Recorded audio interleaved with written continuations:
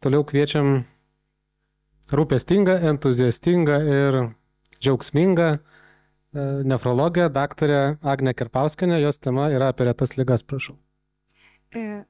Labas vakaras, labai ačiū už tokį žaismingą ir džiaugsmingą pristatymą. Tai iš tikrųjų šiandien norėčiau pakalbėti apie retas ligas.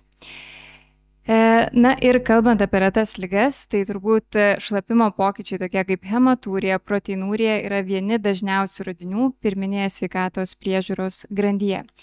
Ir nors šiandien kalbėsiu ne apie dažniausias priežastis, bet noriu pakalbėti apie retas, tačiau nemažiau svarbias priežastis. Taip kad pirmiausia pradėsiu nuo atvejo izoliuotos hematūrijos. Taigi moteris 33 metų amžiaus kreipėsi į šeimos gydytoją tiesiog dėl profilaktinio patikrinimo. Na ir buvo nustatyta izoliuota hematūrija. Proteinūrijos, leukocitūrijos nebuvo nustatyta, inkstų funkcija buvo visiškai gera. Na ir pakartojus vėliau, ta hematūrija išliko 3 iš 4 kartotinių šlapimo mėginių. Šeimos gydytojas žinoma nusiuntė šią pacientę ir urologui, ir ginekologui, ir atliko inkstochoskopiją, ir šlapimo bakteriologinį pasėlį. Tačiau jokių priežasčių tos izoliuotos hematūrijos nerado. Na ir galiausiai ši pacientė atsidūrė nefrologo globoje ir nefrologai ką dažniausiai daro? Inksto biopsijas.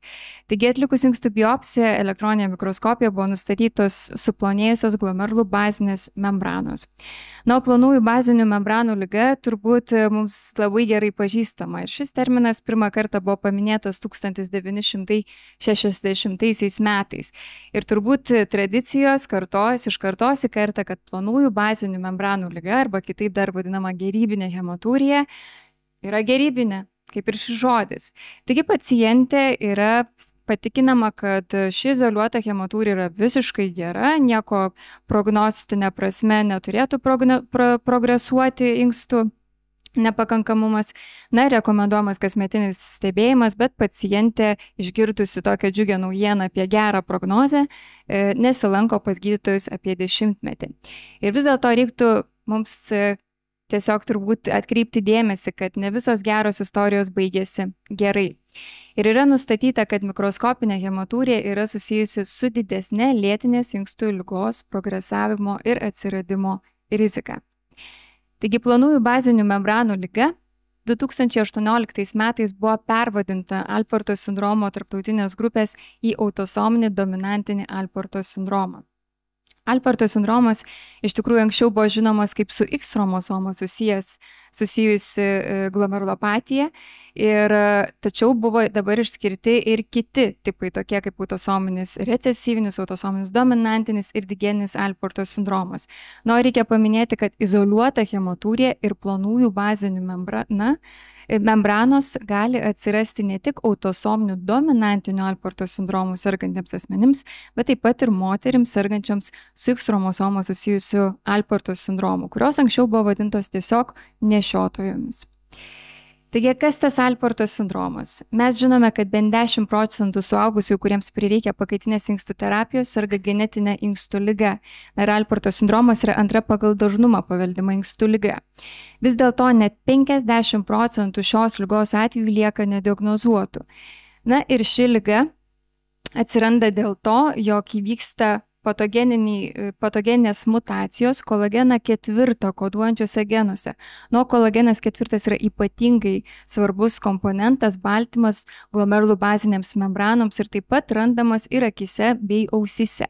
Įvykus mutacijoms kolagenas 4 netenka savo struktūros, na ir ilgainiui atsiranda ausų, akių bei inkstų pažeidimas. Na ir galiausiai gali išsivystyti komplikacijos. Na ir viena turbūt sunkiausių komplikacijų yra galutinės stadijos lėtinė inkstų liga. Ir kaip matote pačioje, net iki 90% atvejų su X chromosoma sergantis vyrai ir ARA sergantis asmenys patiria inkstų nepakankamumą. Lygiai taip pat ir moteris, kurios buvo anksčiau laikomos tiesiog nešiotomis ir kurioms galėjo pasireikšti tik tai izoliuota hematūrija, taip pat yra nustatyta, kad net iki 40 šių moterų iki 85 metų gali turėti galutinės stadijos lėtinę inkstų ligą. Ir nors Alporto sindromas visada buvo laikomas reta genetinė inkstų liga, vis dėlto tam tikri tipai yra ganėtinai dažni. Pasižiūrėkite, tas pats autosominis dominantinis arba kitaip plonųjų bazinių membranų liga pasireiškia kas 100 asmeniui. Tad Santaros klinikose mes pradėjome naują tyrimą, kurio metu išanalizavom 221 asmenį įtariamą Alporto sindromu ir 114 asmenų buvo nustatytas Alporto sindromas. Žinant, kad Alporto sindromas yra paplitusi žinant, kad Lietuvoje populiacija yra maždaug 2,8 milijonai gyventojų, galime daryti prielaidą, kad Alporto sindromas yra pakankamai paplitusi Lietuvos populiacijoje liga. Žinoma, tai nėra epidemiologinis tyrimas, tai yra paremtas tik tai vieno centro analizė, tačiau rezultatai yra ganėtinai iškalbingi. Mes identifikavom visus 4 Alporto sindromo tipus, taip pat analizavome ir vaikų kohortą, ir nustatėm, kad iš 114 asmenų 10 asmenų išsivystė galutinės stadijos lėtinė inkstų liga. Tačiau reikia paminėti, kad kohorta buvo ganėtinai jauna. Ir vienas iš pačių pirmųjų požymių ir simptomų, kuris buvo būdingas visiems tipams Alporto sindromo, tai buvo hematūrija. Ir mūsų analizuoti asmenys buvo tyriami dėl genetinių mutacijų, dėl to, kad jiems pasireiškia izoliuota hematūrija, arba buvo atlikta inkstų biopsija ir buvo aptiktas plonųjų bazinių membranų fenotipas, taip pat turinti šeiminę hematūrijos arba Alporto sindromo anamnezę. Arba, kas yra labai įdomu, kai kurie asmenys, kurie sirgo policistinė inkstų liga, buvo nusiųsti genetiniai analizai įvertinti PKD1 ir PKD2 genus, tačiau galiausiai buvo nustatyta visai kas kita – Alporto sindromas. Taigi vidutinis diagnozės amžius yra labai įvairus ir jis yra daugiau siejamas, vėlesnis amžius yra daugiau siejamas su moteriška lytimi ir taip pat vėliau pasireiškia XLS sergančioms moterims ir ADAS pacientams, kartu parodant, kad ši liga yra lengvesnė moterims ir ADAS sergantiems pacientams. Išanalizavus visą mūsų kohortą, buvo rasti ir klausos, ir akių pažeidimai, tačiau sunkiausias fenotipas buvo nustatytas XLS vyrams ir ARAS pacientams, o prognostiniai veiksniai susijęs su blogesne ligos progresija buvo proteinūrija ir hipertenzija. Dėl to yra labai svarbu, nors diagnozuoti Alporto sindromą ir nors nėra dabar genetinio gydymo, vis dėlto RAS blokada yra ypatingai svarbus gydymo metodas, todėl kad jis sulėtina ligos progresiją. Ir kartu su tarptautinė darbo grupe mes taip pat suskirstėme Alporto sindromo sergančius asmenys pagal jų paveldėjimo tipą į 3 rizikos grupės. Didžiausia rizika turi XLS vyrai ir asmenys su ARAS, vidutinė XLS moteris, asmenys su ADAS ir digeniniu Alporto sindromu, kuriems pasireiškia proteinūrija. Ir mažiausia rizika turi XLS moteris ir asmenys su ADAS be klinikinių požymių. Taip pat čia turbūt labiausiai norėčiau atkreipti dėmesį, kokius pacientus reiktų tirti. Tai tiems, kuriems yra nustatyta izoliuota mikroskopinė hematūrija, kuriems ji užtrunka ilgiau negu 6 mėnesius. Jeigu yra nežinomos etiologijos inkstų liga, jeigu yra hematūrija, proteinūrija ir klausos pažeidimas, jeigu yra šeiminė hematūrija ir jeigu inksto biopsijoje matom plonųjų bazinių membranų ligą, būtinai pagalvokite apie Alporto sindromą.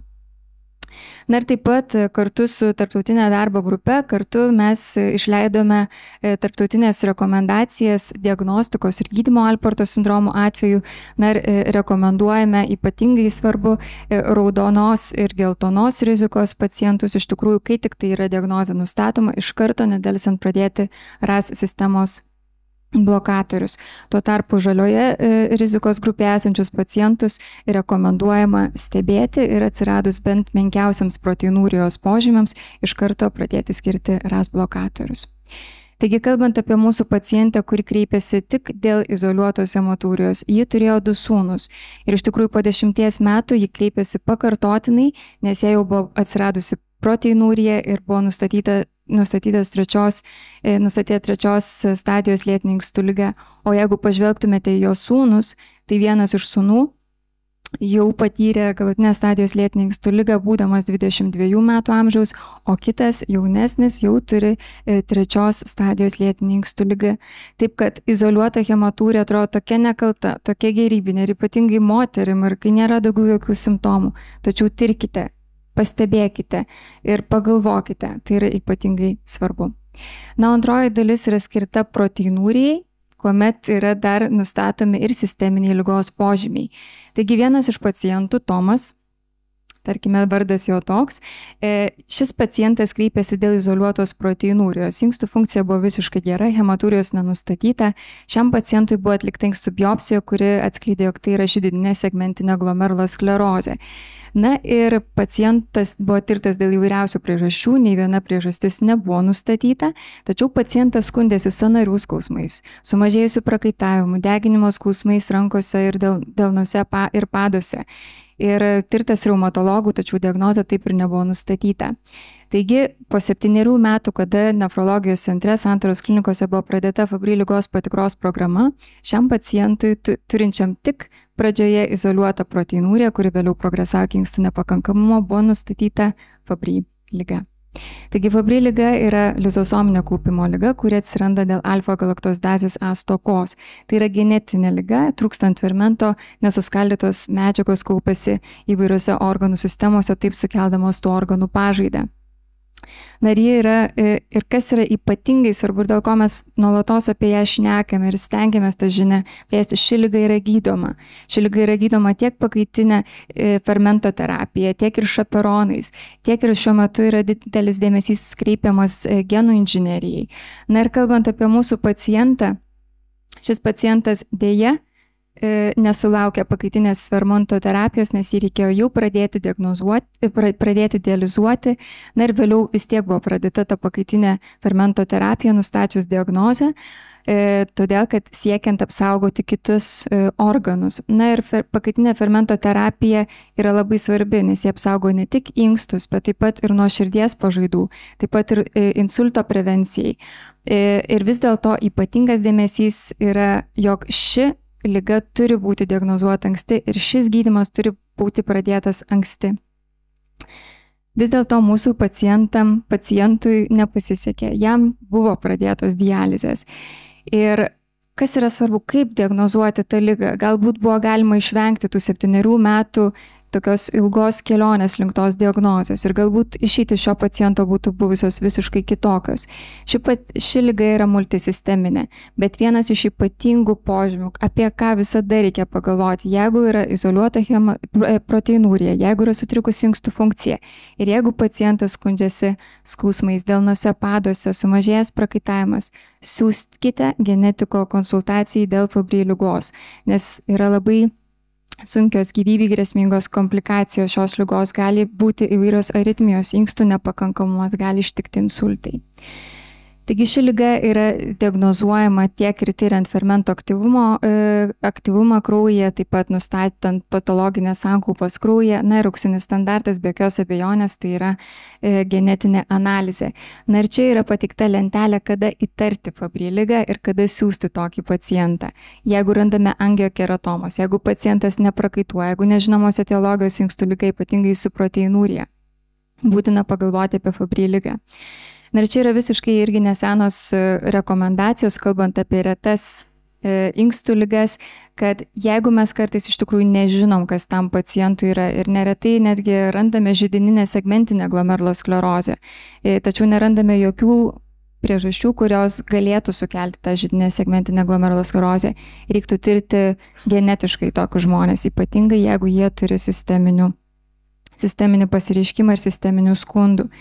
Taigi pabaigai ir žinutė į namus apie retas ligas, kurios gali būti netokios jau retos, jeigu mes apie jas kalbėsime, jeigu išmoksime jas atpažinti, jeigu pacientui yra izoliuota, persistuojanti hematūrija ir nors kartais ir nežinoma ta šeiminė analizė ir atmetamos visos gretutinės patologijos, siųskite nefrologui, nefrologas pabandys ištirti, ar tas žmogus neturi Alporto sindromo ir laiku pradėti gydymą RAS blokatoriais, o galų gali ištirti ir to žmogaus vaikus ir anksti pradėti gydymą.